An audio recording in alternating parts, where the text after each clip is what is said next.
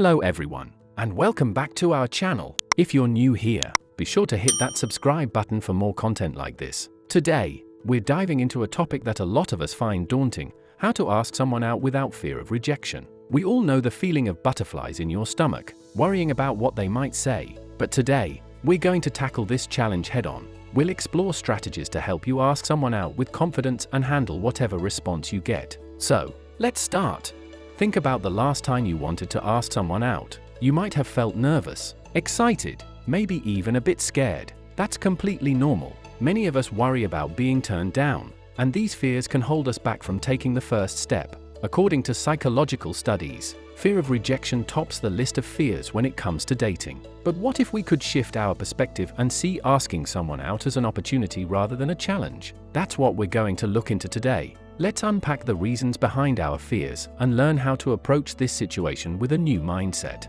First, let's get to the bottom of rejection. It's crucial to realize that rejection is often not personal. It's easy to think a no means there's something wrong with us, but in reality, there are numerous reasons someone might not be interested in dating right now. They could be busy, dealing with personal issues, or simply not in the mood for a relationship. Psychological research suggests that our fear of rejection is tied to our evolutionary need to belong. However, in modern times, a rejection is less about survival and more about compatibility. Knowing this, we can begin to take rejection less personally and see it as a normal part of the dating process. Imagine this. You've been chatting with someone who seems really interesting. You think there might be a spark there. A direct approach involves being upfront about your feelings. For instance, you could say, I really enjoy our talks and I find myself wanting to know more about you. Would you like to continue this conversation over dinner sometime next week? This method is straightforward and transparent, showing that you're interested and leaving little room for misunderstanding. It's about expressing your feelings honestly and inviting them to share a special moment with you. Here is another example for the direct approach. Let's say you've been getting to know someone through a common interest, like a photography class or a local sports club. You could approach them after a session and say, "I've really enjoyed our chats about photography. It's refreshing to meet someone who shares my passion for capturing moments. I was thinking it could be fun to explore the new art exhibit downtown together this weekend. What do you think? Would you like to go together?" This approach is honest and direct, showing your interest clearly and tying it to a shared hobby, which can make the invitation more appealing and relevant. Some key tips for when you're thinking about the direct approach. First, timing is everything. Choose a moment when both of you feel comfortable and the mood is light. Second, simplicity and honesty are your best allies. Don't overthink it. Keep your invitation clear and genuine. Third, prepare yourself mentally for any response. If they say yes, fantastic. If not, maintain your dignity and composure. Express your appreciation for their honesty and continue the conversation without awkwardness. This shows maturity and respect, both for yourself and for them. If a direct approach feels too intimidating, you might prefer a more casual way to test the waters. For instance, you could leverage a shared interest or upcoming event. Say something like, "Hey, I remember you mentioned you love jazz music. There's a jazz concert this Saturday, and I have an extra ticket. Would you be interested in joining me?" This method is subtle and low pressure. It provides a comfortable setting for both of you to enjoy some time together without the formalities of a traditional date. Another example for the casual approach could be this.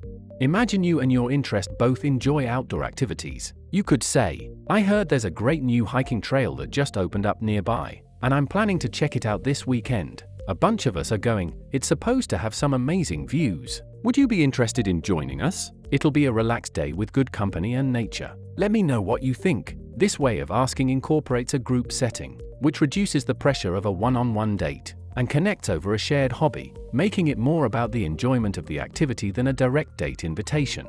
When using the casual approach, keep these tips in mind. First, focus on creating a fun and engaging opportunity that appeals to shared interests. This makes the invitation more about enjoying a good time together rather than directly focusing on dating. Second, present it as a no-pressure situation. Make it clear that the goal is to have fun together, which can relieve some of the potential stress of a formal date. Third, be attentive to their response. If they seem hesitant, be flexible. Offer to involve more people if that helps them feel more comfortable. This approach is all about keeping things light and easy. Facing rejection can be tough, no matter how confident you are. but it's important to remember that rejection is not a reflection of your worth as a person. It's simply a mismatch in someone's needs or desires at that moment. Let's talk about how you can handle rejection in a way that keeps your dignity intact and even helps you grow from the experience. Firstly, always respond with kindness and grace. If someone says no to a date, try responding with something like, "Thank you for your honesty. I really appreciate it. I'm glad we can still be friends and enjoy each other's company." This shows maturity and respect for their feelings, and it helps maintain a positive relationship moving forward. Remember, the way you handle rejection not only reflects on you as a person, but can also impact how others perceive and interact with you in the future. Secondly, give yourself permission to feel disappointed. It's natural to feel a bit down after being turned down. Allow yourself a moment to process those feelings, but don't dwell on them too long. Instead, use this as an opportunity to reflect on what you could learn from the experience. Maybe there are ways you could be more clear about your intentions next time, or perhaps you might choose a different setting or approach.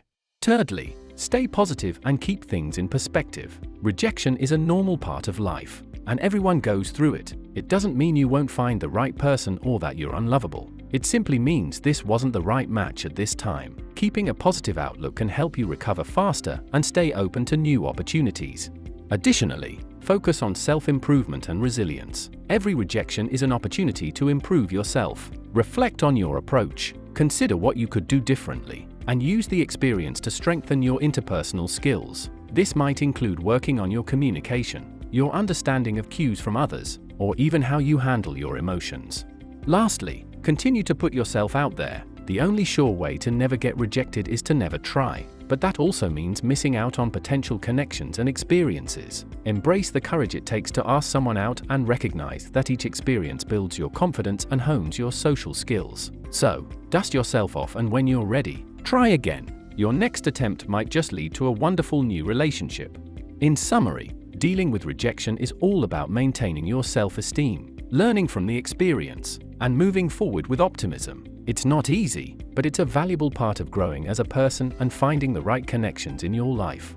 So, whether you choose a direct or a casual approach, the key to asking someone out is confidence and respect for their response. Taking the step to ask someone out is brave, and you should feel proud of yourself for making the effort. Always keep in mind that in this video I only gave examples. Try to get the whole picture and adapt your approaches to your needs or situations.